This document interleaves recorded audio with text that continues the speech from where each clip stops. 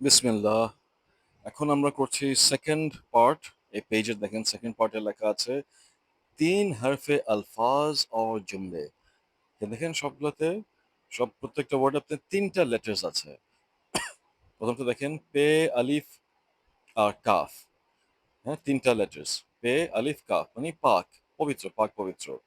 তারপরে নাক, সাফ, ডাক, তারপর শাম, আম, নাম, কাম, আগ, রাগ, সাত, আজ, রাত, রাজ, চার, তাজ, রাহ, ডাল,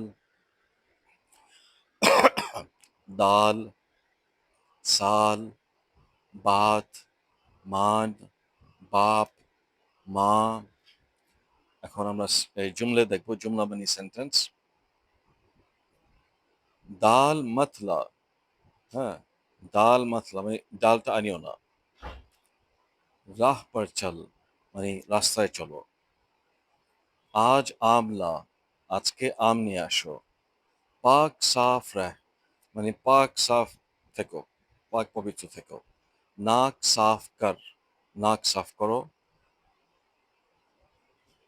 রাত হ্যায় আগলা রাত হয়ে গেছে এখন আগুন জ্বালাও।